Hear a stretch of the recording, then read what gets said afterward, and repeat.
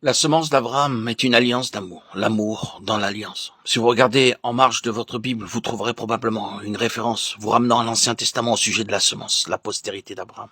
2 Chroniques 27, Ésaïe 41, 8. Et vous remarquerez que le contexte immédiat, c'est Abraham, l'ami de Dieu, et la semence d'Abraham, l'ami de Dieu, l'alliance d'amour de Dieu.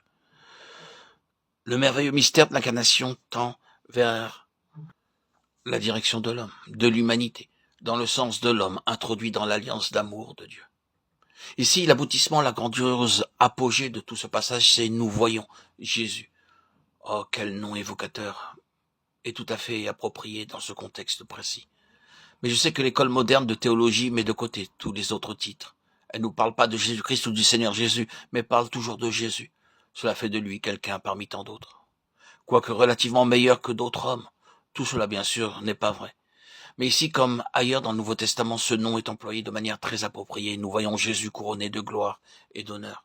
Jésus est le nom de celui qui s'est vidé lui-même, de celui qui est devenu homme, qui a pris notre humanité, un corps comme notre corps, une âme comme notre âme.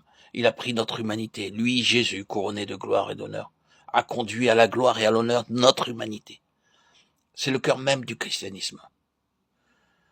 Considérons notre humanité, regardons-nous, considérons ce que nous sommes en tant qu'être humain, ce corps en plus ou moins bon état, cette âme qui constitue un éternel problème. Oui, dans quel état est notre humanité? Ceux qui ont été éclairés par l'Esprit de Dieu n'avanceront rien pour soutenir la cause de notre humanité. Nous serions plutôt enclins à admettre ce que nous sommes devenus. Mais il a pris en charge notre humanité pour la conduire là où elle est, couronnée de gloire et d'honneur. C'est la rédemption. C'est pourquoi le passage remonte au commencement. Tu lui as donné la domination sur les œuvres de tes mains. Psaume 8, 6. Tu l'as couronné de gloire et d'honneur. Hébreux 2, 7. Il a été potentiellement déclaré, tu as mis toutes choses sous ses pieds. Hébreux 2, 8. Ce fut le dessein créationnel pour l'homme. Mais celui-ci a échoué et failli par rapport à ce dessein, et l'humanité est devenue ce que nous savons.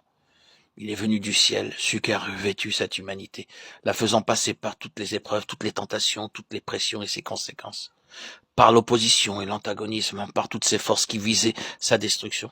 Il a pris cette humanité en lui faisant traverser tout cela, en la perfectionnant pour la conduire à la gloire. Notre humanité. Votre humanité est la mienne, cette chose désagréable. Il l'a rendue digne de demeurer dans la présence même de l'infiniment grand et glorieux Dieu saint. Ce fut certainement cela qu'il avait désiré.